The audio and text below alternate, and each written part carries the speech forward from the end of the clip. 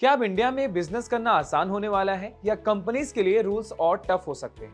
देखिए, गवर्नमेंट ने corporate amendment bill 2026 Lok Sabha में इंट्रोड्यूस किया है।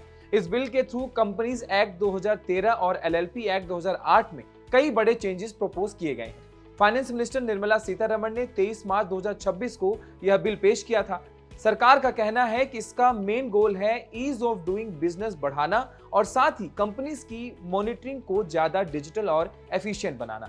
बिल में सबसे बड़ा चेंज क्या है, ये भी आप जान लीजिए। सबसे बड़ा चेंज है डीक्रिमिनलाइजेशन। मतलब अगर कंपनी में छोटी मोटी गलती हो जाए, जैसे फाइलिंग में डिले या प्रोसीजरल मिस्टेक, तो अब सीधे क्रिमिनल केस नहीं चलेगा। उसकी जगह कंपनी को मॉनेटरी पेनल्टी यानी जुर्माना देना पड़ेगा। इससे बिजनेसेस को काफी राहत भी मिल सकती है। देखिए, लेकिन यहाँ एक ट्विस्ट भी है, ये भी आप जान लीजिए। जहाँ एक तरफ छोटी गलतियों पर सजा कम हो जाती है, वहीं दूसरी तरफ कंप्लायंस सिस्टम को ज्यादा डिजिटल और स्ट्रिक्ट बनाया जा रहा है। यानी फाइलिंग्स, डिस्क्लोजर्स और रिपोर्ट्स को अब ऑनलाइन सिस्टम्स के जरिए ज्यादा क्लोजली मॉनिटर किया जाएगा। बिल के और बड़े चेंजेस हैं शेयर बायबैक रूल्स। कंपनीज को साल में एक से ज्यादा बार शेयर बायबैक करने की परमिशन मिल सकती है और 25% की करंट लिमिट भी रिलैक्सेशन पॉसिबल हो जाएगा। देखिए, मर्जर्स और ईएसओपी रूल्स भी आप समझ लीजिए। कंपनीज के मर्जर्स का प्रोसेस और आसान बनाया जा सकता है और ईएसओपी रूल्स को भी क्लियर और सिंपल किया जाएगा।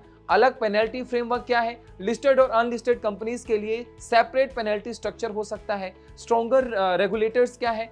रेगुलेटर्स जैसे नेशनल फाइनेंशियल रिपोर्टिंग अथॉरिटी और insolvency and bankruptcy board of India को ज्यादा पावर दी जा सकती है ताकि मॉनिटरिंग और रिकवरी प्रोसेस मजबूत हो सके। एक और बड़ा चेंज है फास्टर एनफोर्समेंट सिस्टम का। अब कई पेनल्टीज कोर्ट्स के थ्रू नहीं बल्कि एडमिनिस्ट्रेटिव प्रोसेस से जल्दी इंपोज किए जाएंगे। कंपनीज पर इसका क्या असर पड़ेगा, ये भी आप जान लीजिए। अगर आप एक लार्ज कंपनी हैं तो आपके कंप्लायंस सिस्टम्स पहले से स्ट्रांग होते हैं, इसलिए ट्रांजिशन रिलेटिवली आसान हो सकता है। लेकिन स्मॉल कंपनीज और एलएलपीज के लिए शुरुआत में थोड़ी परेशानी हो सकती है। नए डिजिटल सिस्टम्स को समझने और फॉलो करने के लिए उन्हें एक्सटर्नल एडवाइजर्स या कंसल्टेंट्स की जरूरत पड़ सकती है, जिससे कॉस्ट भी बढ़ेगी।